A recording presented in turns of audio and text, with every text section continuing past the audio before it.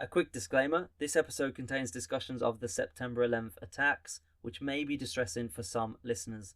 Listener discretion is advised.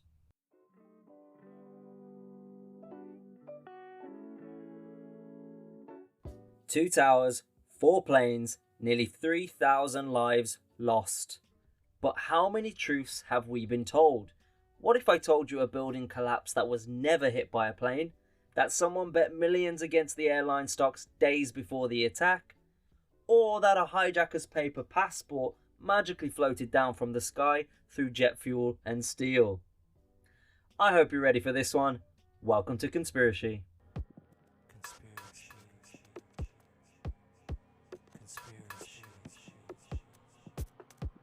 Hello and welcome back to another episode of Conspiracy, the show where no story's too strange, no theory too far-fetched, and no one is safe from our deep dives into the unknown. I'm Ash, your host, your guide into the world of conspiracies and occasional devil's advocate. And if you're new around here, welcome. We cover conspiracy theories, weird mysteries, ancient histories, all whilst having a bit of a laugh. So join me every Wednesday for all of that. You can find all episodes of Conspiracy for free on Spotify or wherever your little ears listen to my podcasts. And you guys, you allow me to do this, so please let me know how I'm doing. Reach out on TikTok and Instagram at Conspiracy or via email conspiracy@gmail.com, or better yet, leave me a damn good review. Last week I put out a poll on Instagram and you had your say. So this week we're tackling the big one, the granddaddy, the conspiracy of all conspiracies, the one that launched 1,000 documentaries, 10,000 blog posts, and possibly half of YouTube. That's right, 9/11, the day that changed the world. And again, quick disclaimer, we are going to be covering a pretty touchy subject today, so if you are triggered by anything that's in this episode, just switch it off, go somewhere else. Like, I don't want to hear your complaints. But yeah, just a quick disclaimer on that. So, September the 11th, 2001, a clear Tuesday morning in the United States of America. Birds are chirping, Americans are sipping on their Starbucks. Nothing seems off except maybe the amount of denim people wore back then. Strange, very weird. Between 8:46 a.m. and 10:03 a.m., 2 planes crashed into the Twin Towers, 1 into the Pentagon, and 1 crash landed in a field after passengers fought back. And from that moment on, the world was changed forever. The government said the attacks were a surprise, a massive intelligence failure. No one saw it coming, except there were a lot of warnings. And today, we're not just asking what happened, we're asking who benefited, who really knew, and why do so many things just not add up? Let's get into it. Let's take a look at the official story, aka the version you get in your textbooks.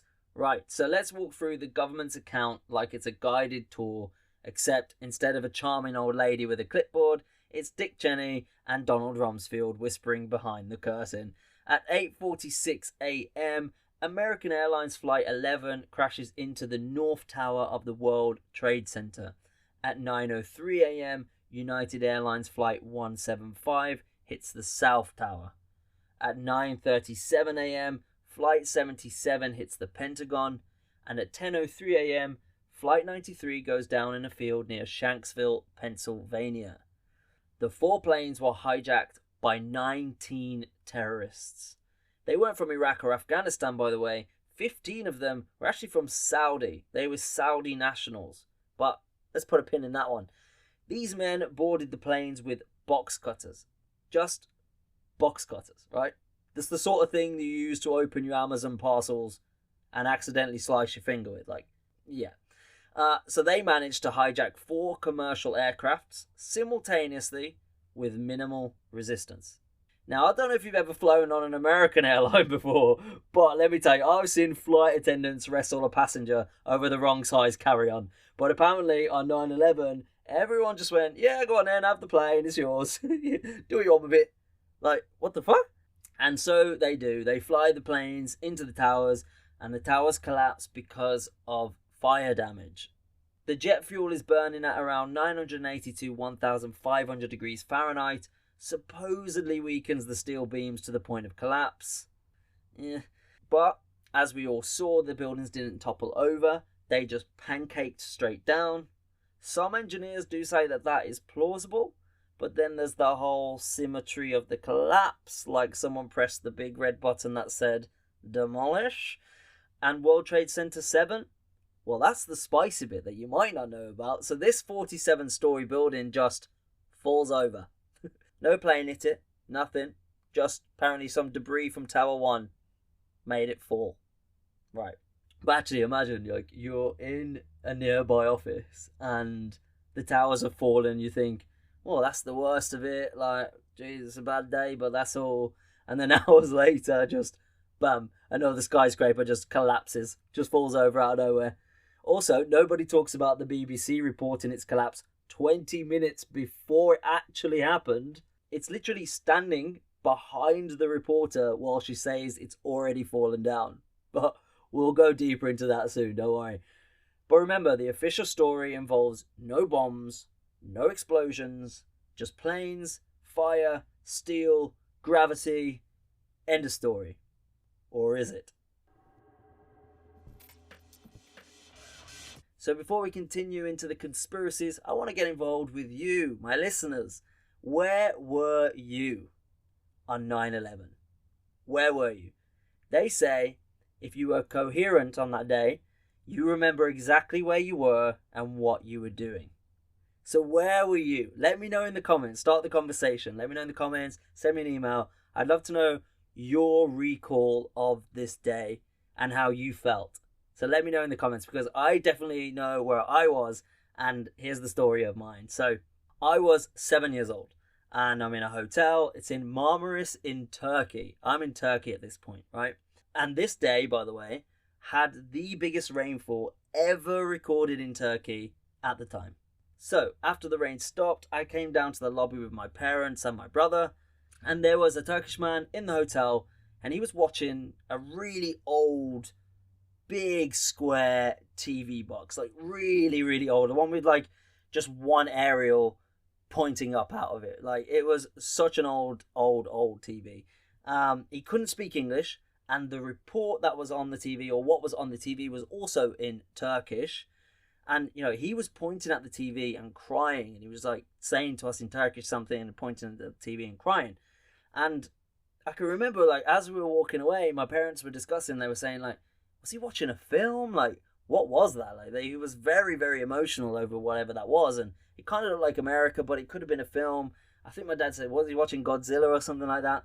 Because it was like, you know, it was on a really old TV box, so it looked older than what it actually was. So anyway, we decided to go for a walk. As we're walking down, we see like nobody in the streets at all. And we were like, this is really weird. And then my dad just stopped and he just goes, wait, what was he watching on the TV? Like, what was on that screen in the hotel?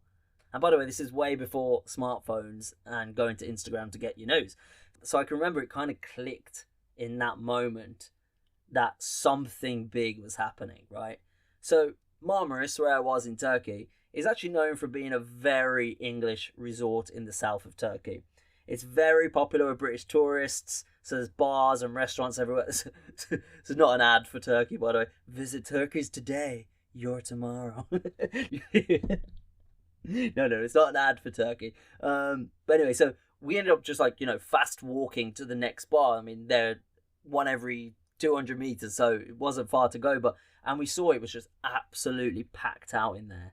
And there was just, people were crying, everyone in just disbelief. And there it was in BBC News in English on a big screen, the announcement of the first tower being hit. And we just stood there amongst everyone else in just pure disbelief of what we were watching. And, you know, I was 7, but I just knew in that moment the gravity of the situation. Like, I could feel, wow, this is huge. It felt like a real switch moment within myself. Like, fuck, this is the world. I'm a kid, and now I'm opening my eyes. I'm like, fuck, this stuff is happening in the world. And that, I think that was my switch moment in where I was just looking at the TV like, this could happen to any of us, that kind of thing, you know? So yeah, we're watching the report and it's all unfolding. Then the next tower hits and, you know, everyone's just panicking in this bar and everyone's discussing like, oh, is this going to be another world war and things like that. But then something also really weird happened to me on this day. So I remember I needed the toilet, and the toilet was like a little one-door shed type of thing out the back of the bar. So my parents sent me and my older brother to, you know, sent my older brother with me to make sure I was all right, etc. Well, anyway, he's decided to drop me in the loo shed and wander off and do his own thing.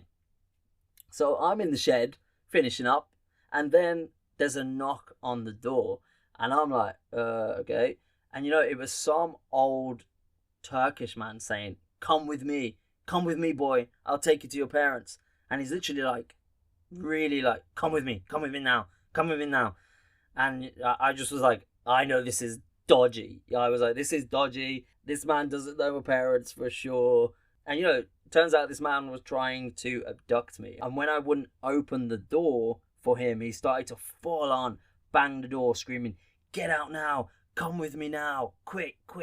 Like, I was a good looking kid, but I mean, I don't know if I was worth kidnapping.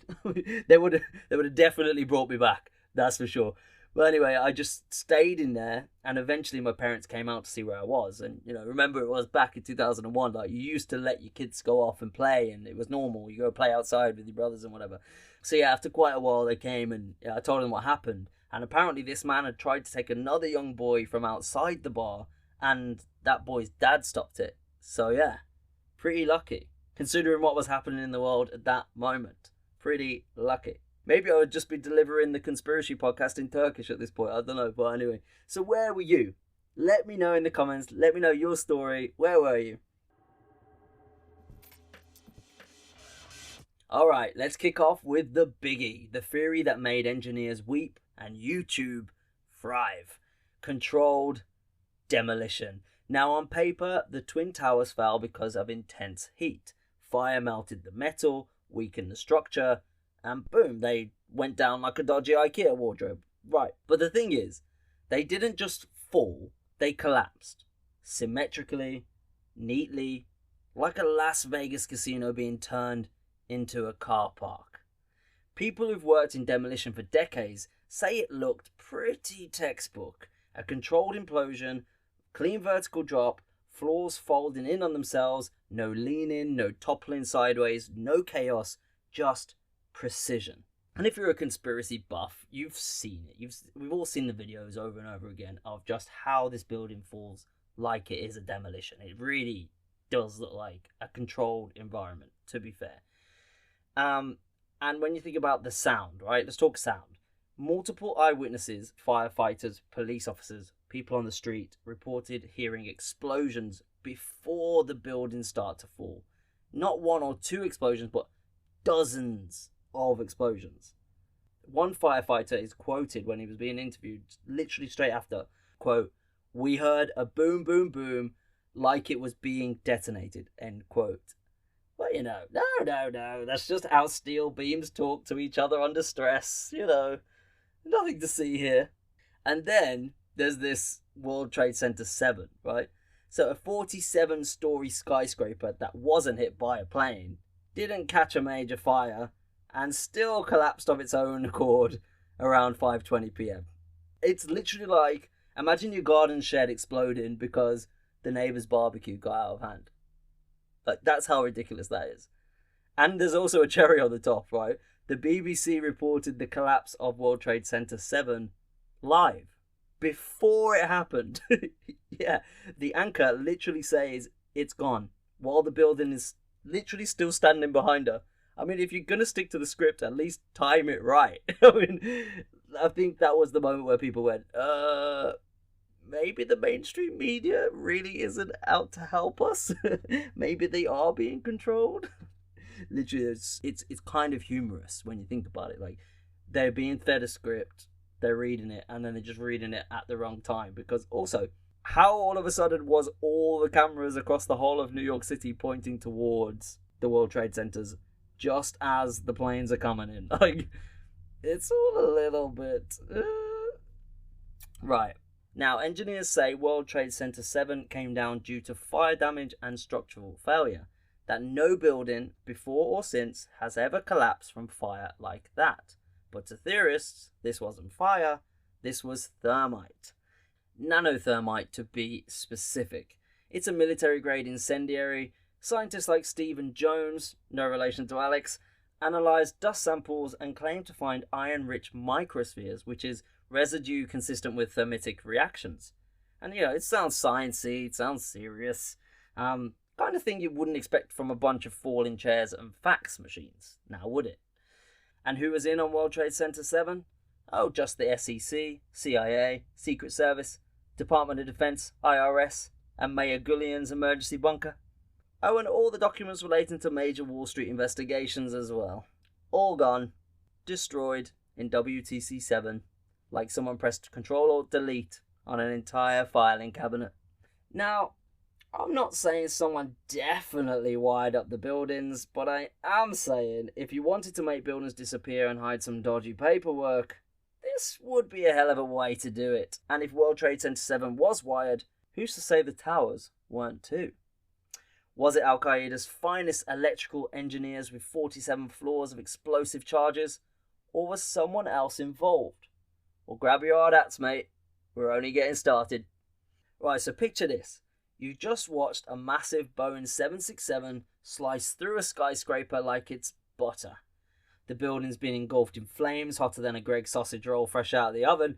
Steel is supposedly weakened, glass has melted, human remains have been pulverized to dust, people are jumping from windows, we've all seen it, and yet a passport floats gently to the ground like a Disney princess feather drifting in the breeze. I'm not joking. Authorities claim that the passport of Satam al-Sakami, one of the hijackers, was found intact in the rubble. Actually, no, not even in the rubble. It was supposedly found on the street before the towers collapsed. Right. And I've got chance of finding my Tesco club card after a volcano eruption, yeah. And now, you're telling me the black boxes, those indestructible flight data recorders, were damaged beyond recovery? But paper survived the blast, the fireball, and the gravitational collapse of 110 stories. Makes you think about how quickly those receipts vanish in the washer, doesn't it? But wait, there's more. It wasn't just Tsukami's. Later on, they claimed 3 passports in total were recovered, along with a flight manual, some ID cards, and one hijacker's driving license. Oh, God. There's no words for it. There's literally no words for it. If that doesn't say planted evidence, I don't know what does. I mean, you need a narrative, you need suspects, you need a smoking gun, or in this case, a conveniently signed passport that says, "Hey, I'm a terrorist, ask me anything." It is the perfect piece of theatre, isn't it? Show the world that these weren't just anonymous attackers, these were named, labelled, foreign threats. And here's the kicker, the FBI didn't initially list Osama bin Laden as wanted for 9/11, not because they didn't think he was responsible, but because in their words, there wasn't enough hard evidence connecting him to the attacks.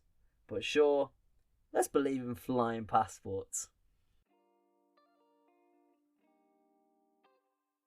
They've been lying to us. Big toothpaste, dentists, the entire brushing industrial complex. 2 minutes, 3 times a day, they've drilled it into our heads. But ask yourself, who really benefits from that outdated ritual? Not you, and definitely not your gums. Say hello to Scandinavian Smile's Auto Brush. Is it a toothbrush? Nope. This is a futuristic, fully automatic, plaque-destroying device that cleans all your teeth in just 30 seconds. Yeah, you heard that right. 30 seconds flat. No more scrubbing like it's 1882. Get with the times. Removes up to 100% more plaque than your sad little stick brush. Antibacterial silicone bristles for the cleanest mouth of your life. And yes, you'll have more time to dive into wild conspiracies. You're welcome. Once you try it, you'll never go back. And Big Toothpaste, they're not going to be happy. So, get yours before they shut them down. Hit up scandinaviansmiles.co.uk and use code ASH, that's just ASH, for 10% off your first order. All the links you need is in the show notes or description. If you want to find the truth, you don't follow the planes. You follow the cash. And when it comes to 9/11, the financial red flags are flapping harder than a wet Union Jack in a storm. Let's start with this little nugget. In the week leading up to the attacks, there was a huge spike in put options placed on United Airlines and American Airlines. What's a put option, you ask? It's basically betting that a company's stock is going to tank, like shorting it. And mate, these bets were right on the money, quite literally. Somebody somewhere made millions by predicting the exact two airlines that were about to nosedive into buildings. And not just that, insurance companies like Munich Re and AXA saw similar bets placed against them. It's as if some savvy trader knew exactly what was coming. So the SEC, they launched an investigation, but conveniently, no one was charged. Some names were redacted, some records lost, others deemed not suspicious enough. Right. It's like finding a guy standing outside a crime scene, covered in blood, holding the murder weapon and going, yeah, but he could have just been doing some gardening. I mean, there's so many people that got away with this insider trading, insurance company fraud. So let's talk about Larry Silverstein. And as you can imagine, you already know where that surname comes from. So he's the guy who signed a 99-year lease on the World Trade Center complex just 6 weeks before the attacks. Yep. He immediately took out an insurance policy and, wait for it, added a clause covering terrorist attacks. It's definitely what I do when I buy property. So, fire insurance, water damage, and, oh yeah, just a cheeky clause in case it's leveled by coordinated international terrorism. After the attacks, Silverstein sued his insurers, arguing that the two planes counted as two separate attacks. And he won. He was awarded $4.5 billion. Yeah, you can't write it. Honestly, you can't fucking write it. Honestly, I need this kind of stroke of luck. I've been playing the lottery with my eyes closed. Now, I'm not saying Silverstein definitely had foreknowledge, but it is a little bit suspiciously convenient. Also, same goes for the defense contractors, by the way. Companies like Halliburton and Raytheon saw massive surges in contracts and profits post 9/11. And let's take a look who was the vice president at the time. Dick Cheney, former CEO of Halliburton. It's like a magic trick, innit? Tragedy in one hand and a 10-figure check in the other. So was 9/11 a massive failure of intelligence or a well-timed business opportunity with a side of human misery? Let me know what you think. And have I missed anyone who definitely cashed out on this tragic event? So we've just briefly covered the media and the BBC's mishap, but I want to dive a bit more into the media and the media on September the 11th, because you had all these live broadcasts, you had the headlines, you had the absolute chaos, but also there was so much weird stuff. There was so many moments that felt a bit too scripted, like someone handed out the wrong cue cards at rehearsal, right? So first up, you had that mishap with the BBC. They reported that building, World Trade Center 7, collapsed 20 minutes before it actually collapses. And the building is literally right behind the reporter. She's just reading a script. The BBC later said it was a mistake due to the confusion of the day. Sure, happens to the best of us. I too have accidentally predicted a major skyscraper collapse before it happened. Usually around point number 4. Now, here's another slice of spooky. A show called The Lone Gunman aired in March 2001, just 6 months before the attacks. It's an X-Files spin-off, but the plot is weird. A shadowy government agency remotely hijacks a commercial airliner and tries to crash it into the World Trade Center to start a war and boost weapons sales. Well, if that doesn't sound familiar. The writers were apparently freaked the fuck out by how closely reality mirrored their plot, as you would be. But to theorists, it's predictive programming. The idea that media is used to subtly plant the seeds of the future events into the public's subconscious, like a weird form of subliminal conditioning. It's not quite Darren Brown, but it is close, and we do see it all the time. And it's not just fiction. Some American networks like CNN and Fox started rolling out Osama bin Laden graphics, photos, and timelines within hours of the attack. Hours. You know, it's kind of, when you put that into perspective, you're just darting around in the morning, you can't find your car keys anywhere, and it's stressing you out. But yet, these news companies, they've whipped up an entire suspect profile, biography, and a villain montage before the second tower even fell. That type of content, the amount of effort and time it would take to create that in 2001, that needed to have been pre-made, ready to roll. Easily. Like, just waiting for the green light. So if that doesn't scream the media's in on the whole whatever happened plan, then I don't know what does. But let me just tell you even more, just in case you're not quite convinced. When it comes to the Pentagon, there's no footage of the plane hitting the Pentagon at all. At least not from the 80 plus surveillance cameras that would have caught it. We got one grainy 5-frame clip that we've all seen that they've released years later, showing just basically a smoke cloud and a blur. Pretty much. You know, every gas station, hotel, and traffic cam in the area had their footage seized by the FBI within hours. So why so camera shy, Pentagon? We're in the age of HD pet videos and people live streaming their own breakfasts, and yet the most secure building in America only had CCTV like it was running Windows 95. I mean, I'm not saying nothing, but what I am saying can be said without saying anything.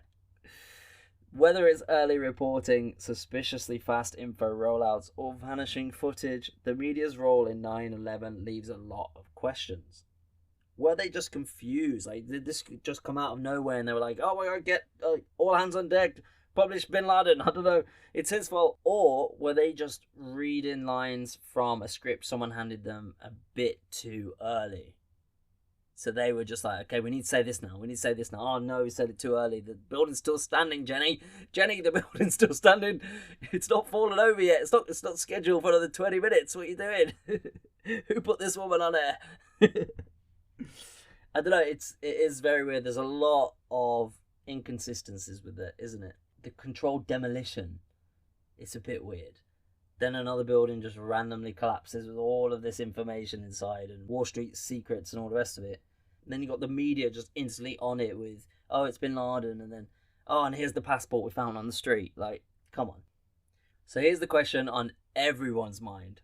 How did 4 commercial planes get hijacked, rerouted, and flown into some of the most secure and symbolically powerful buildings in America without a single fighter jet intercepting them?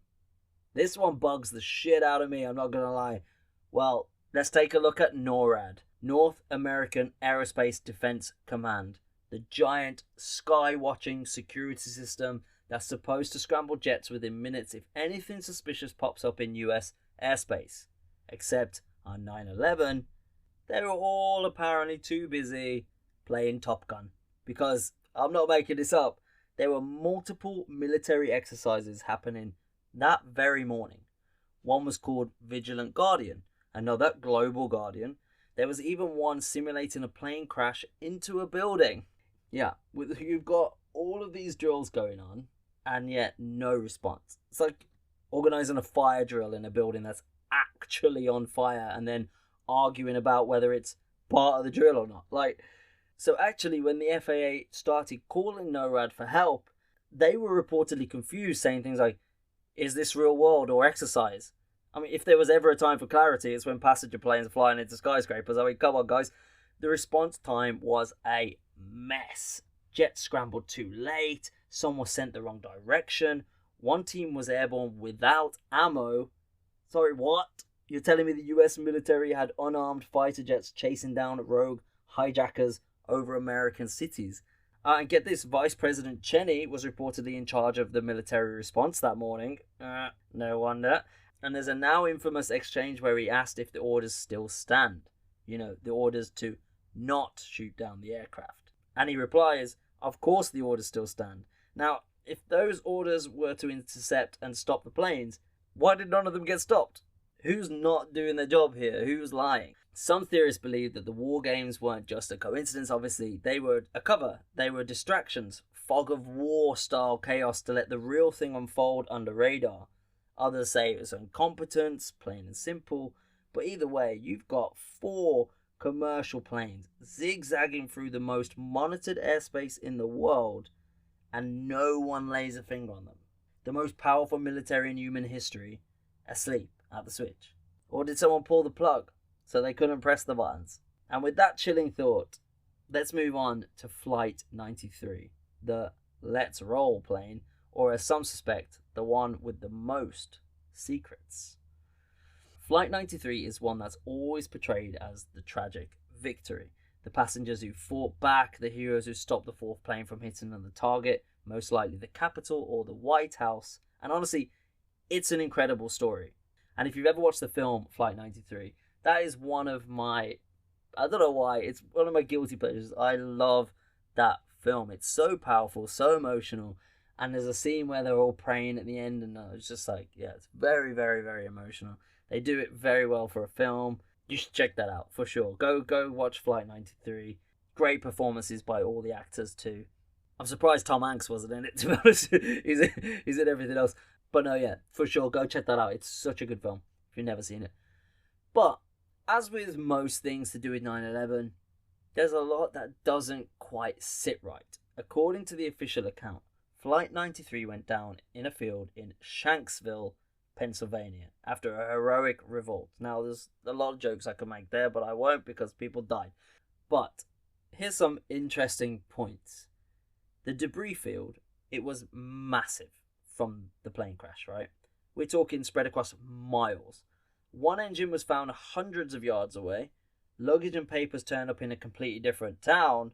Now, I ain't an aviation expert, and I'll never claim to be an aviation expert, but when a plane crashes intact, most of it ends up in one place. I mean, come on, it's not a game of finders keepers across the countryside. So some witnesses, and even a few early reports, suggested the plane was shot down. Cue dramatic music and raised eyebrow.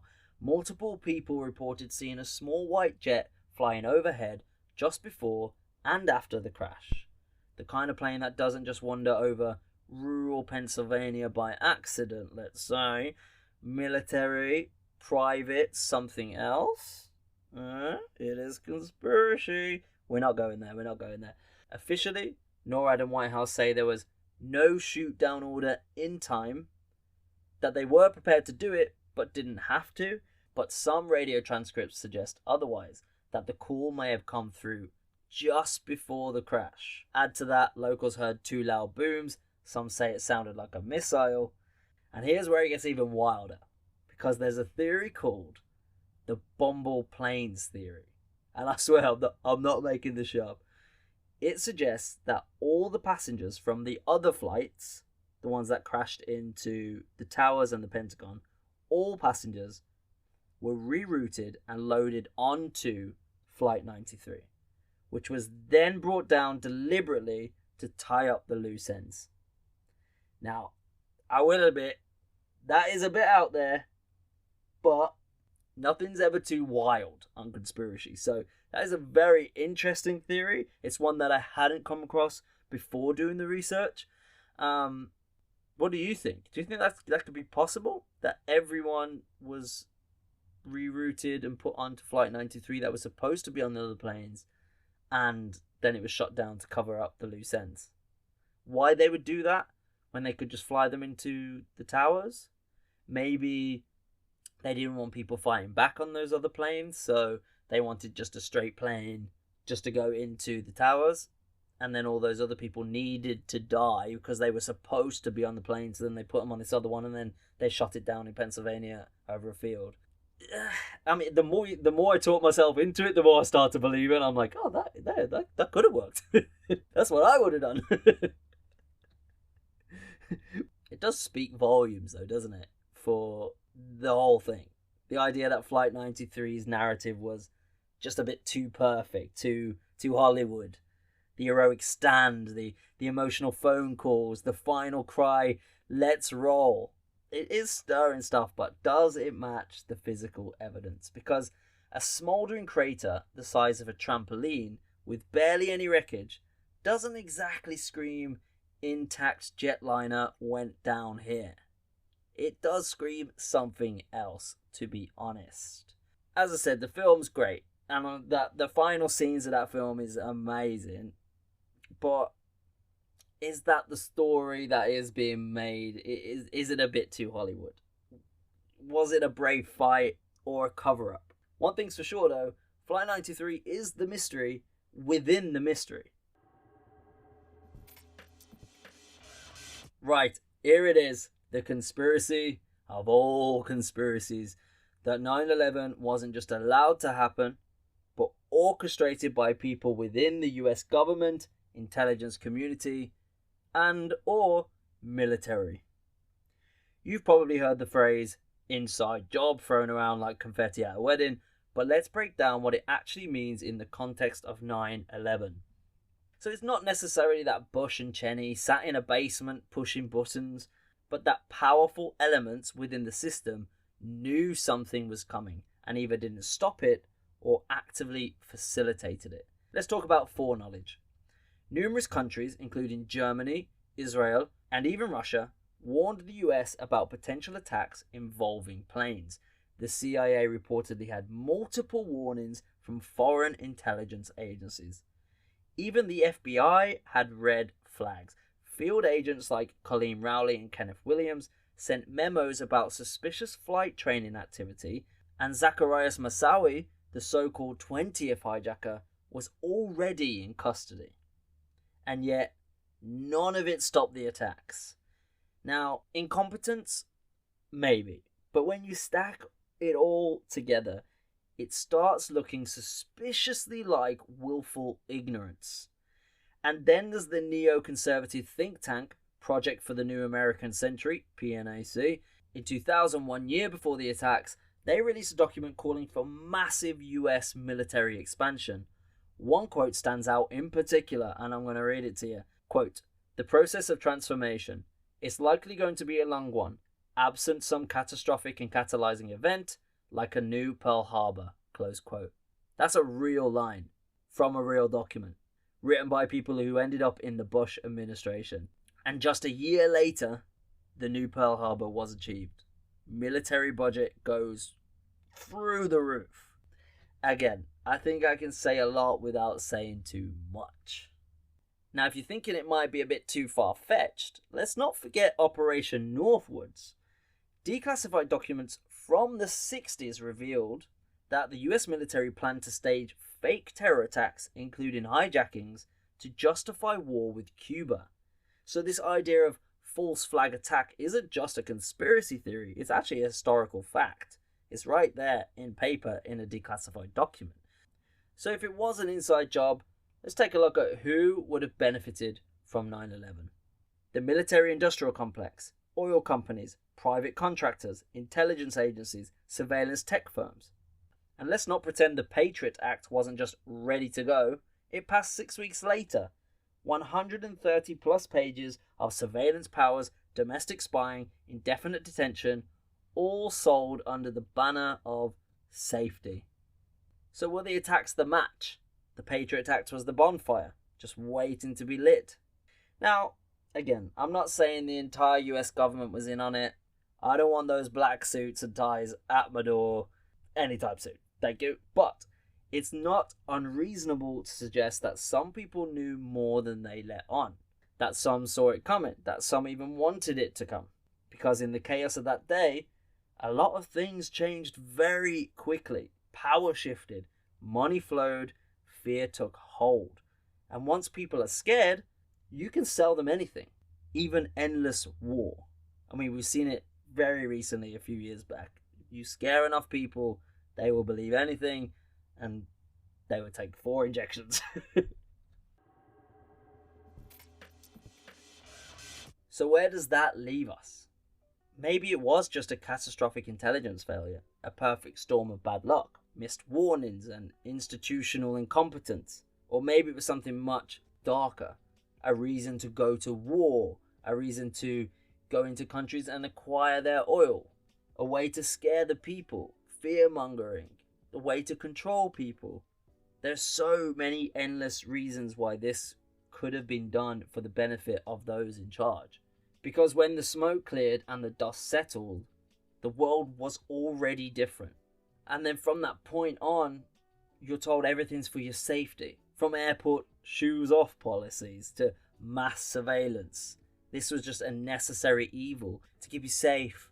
We're doing it for you so we don't have another 9/11, which we planned and we orchestrated and we allowed to happen.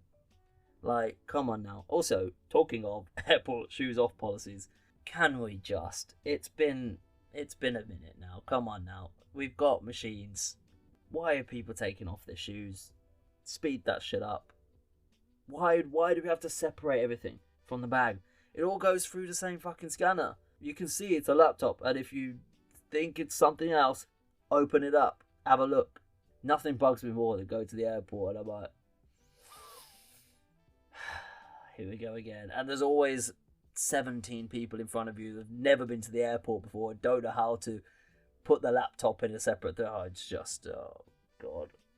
I feel for them though, because I'm like, I don't want to do this shit either. Like, because when you go to Asia, you travel in Asia, bro, you just throw on your bags and it goes through the machine and everything's dandy. You come back over this way into Europe, UK and America, and honestly, you're going through like the 3rd degree. You're like, Jesus Christ, I'm just trying to go on my weekend break to Prague. Like, why am I being patted down like I'm a terrorist? Like, yeah, that needs to definitely improve. But, you know, it's for our safety, as they keep telling us. Well, today we've covered demolished buildings, paper passports, profitable coincidences, weird media glitches, military stand-downs, and the big red question mark that is Flight 93. And if you made it this far, first of all, you're a legend. Second, let me ask you this. Do you believe the official story? Or do you, like me, still have so many questions? Because here's the thing about 9/11. Whether you think it was an inside job, a false flag, or just a spectacular failure, what we do know is that it changed everything. And some people made an awful lot of money from that change. So maybe the real conspiracy isn't the bombs or the buildings or the planes. Maybe it's the silence, the unanswered questions, the erasure of nuance.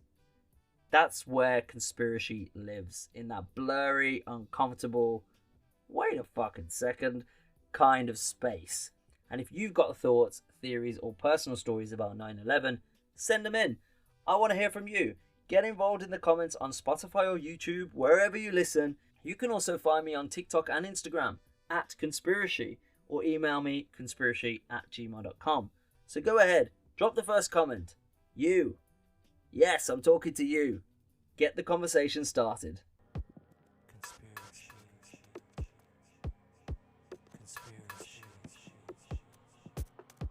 That's it for today's episode of Conspiracy. If you want me to do a deeper dive into 9/11, maybe cover some other aspects of it, or some other conspiracies that I didn't touch up on today, let me know. I'm happy to do a part 2 in the future. If you enjoyed this episode, don't forget to subscribe, share it with your mates, and leave us a review. It honestly really helps me out. Join me next Wednesday for another journey down the rabbit hole, and until next time, keep asking questions, keep digging, and remember, the truth is out there.